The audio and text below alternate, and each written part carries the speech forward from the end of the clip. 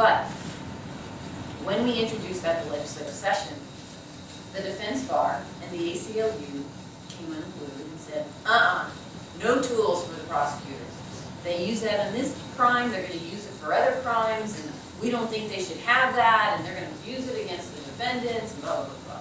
So it was this big fight. And the legislator said, you got to work it out because we're not letting this through the way it is.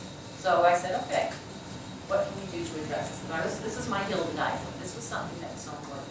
I said, okay, here's what I'm willing to do. And I actually got with Steve Wilson, who's the DA in Clark County, he's a great advocate. He testified to support him. Said, okay, here's what we're going to do. Under our current law, we have the right to a videotape deposition. And what that is you have the right to have a videotape or a deposition in front of a judge with the other side there to cross-examine so that they can ask questions of that individual as well. And we said we want the right for the crime of sex trafficking to be able to do these videotape depositions at the government can say when they want it, to preserve the testimony of that witness. Once we have that preserved, if the witness for some reason doesn't show up for trial, now we have that videotape deposition and we can take that and introduce that. And that's the testimony of the victim. You have a chance for the defendant to cross-examine under that style. So you can't argue that for some reason it's not a good testimony. So that's been put in statute. We are now in the process, all of the prosecutors, training a lot of our rural prosecutors on the use and how to apply AB 67. But the bill passed. The bill passed unanimously from the legislature and was signed by the governor. And so now we have these tools to go after these individuals. And we also, not only did we create the crime of sex trafficking, we put it in places where we felt in statutes that would benefit the victim as well. So now the victim has a right, a civil right, to go after and sue their perpetrator if they so choose as they grow older and want to go after that individual for the damage they've done. The victim has a right to go to our state Victims of Crime Compensation Fund and get money for medical care, dental care, health care, clothing, psychological care, well, you name it. Because I will tell you, when we take these kids, and particularly the kids off the street, the only thing they have are the clothes on their back. And they need dental care. They need health care. They don't have a place to live, particularly if they don't have a family to go back to. And so that was important for us. It was important for us to give them restitution. It was important for us to give them forfeiture. Take the proceeds away from the pimp and give it to the victim so that we can give them services. And so that's part of the bill. And then there was another bill, which was a companion piece, which was introduced by Mike Sprinkle, who's an assemblyman in the northern part of the state, to create a fund that people can donate to, because believe it or not, all of the people that got behind AB 67, from our faith-based community statewide to organizations like this and the Seroptimists and so many people, it was incredible. They wanted to donate money. They just wanted to give money. So we said, okay, let's create a budget account where people can donate money, and then that money will go to support the services for the victims of trafficking, human trafficking in the state. So that was created through the legislature as well. But there's still more work that needs to be done. Right now, we're working on a statewide education campaign to talk about prevention, awareness, and intervention. There is an international, actually a national hotline that's put out by the Polaris Project. And it is staffed 24/7. The Polaris Project is a nonprofit, national nonprofit, that works on issues of human trafficking. And they staff this hotline for anybody who calls in who may be a victim of human trafficking or knows somebody who's a victim of human trafficking that needs assistance. They will then route those calls back to the jurisdiction where they came from. So in our state, they go back to law enforcement, local, wherever the call came from, to have the law enforcement follow up. So our goal now is to do a statewide education campaign. First of all, get the hotline number out there.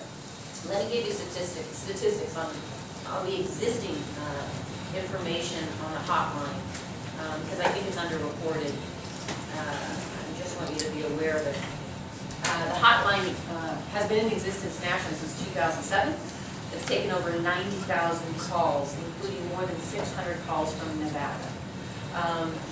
In 2012, the National Human Trafficking Resource Center hotline received 20,650 calls. That was in 2012. Of those calls, 174 were from Nevada, and 106 were from Las Vegas. I will tell you that's in the recording, because most people don't even know about the problem. And so what have we done? 2 weeks ago, in partnership with Blair's Project and Clear Channel Outdoor Billboards, they donated 5 billboards here in southern Nevada to promote human trafficking, anti-human trafficking campaigns, both slave labor and sex trafficking, and put the hotline number out there. In southern Nevada, the Nevadans for the Common Good partnered with one of the county commissioners, Chris G. Kiliani, and the Regional Transportation Commission, and they got billboards donated throughout the airport and in many of the transit buses to promote the anti-human trafficking campaign and put the hotline number there. We are going to Washoe to do the same thing with the billboards and get the hotline number out there. More needs to be done. There are many folks that have come together that are actually created a statewide campaign, and they're working on right now putting together a video to play north and south prime time on all of the local stations to educate the sex trafficking situation and horrific activity that's going on here in southern Nevada. There's a group that's working with the school districts to develop curriculum that can go into the health classes in our school districts. There's twice that you have health classes, one at the middle school, one at the high school. So they're developing curriculums that can be taught in the health classes about human trafficking, sex trafficking, and what's going on, and what to look for. And now I am working with the Resort Association to go out and develop a campaign in conjunction with our Resort Association to train all of the workers that work in the resorts on the human trafficking campaign, what it is, what are the warning signs, what to look for, where you can seek assistance. We've partnered with great partners, the truckers, against the Nevada Trucking Association. They have a campaign called Truckers Against Trafficking, and they put out a video training their drivers. They have a website, they have posters.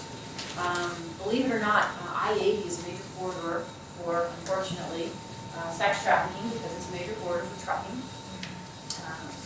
A couple months ago, I went out there with the Truckers Association, and we stopped at all of the truck stops and met with the trucking companies to talk about the campaign, to continue to work together to address it, work with the truckers, identify what's going on, so we build that awareness and keep it going.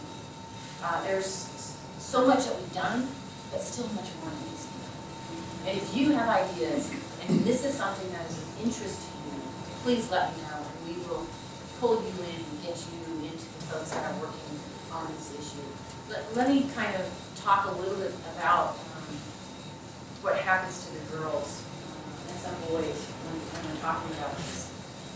Unfortunately for us, Las Vegas is one of probably the top 10 sites for sex trafficking.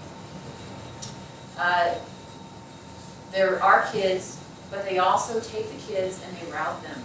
And their route for Nevada is Northern California and Northern Nevada, between those two communities, and in the south, between Southern California and Las Vegas. They move the girls around, and they move the girls around to locations where they know there's big conventions or big events where a lot of families are coming in. I will guarantee you anytime the Super Bowl meets in the city, you're going to see advertisements on the internet, you're going to see more of the girls brought in to work with.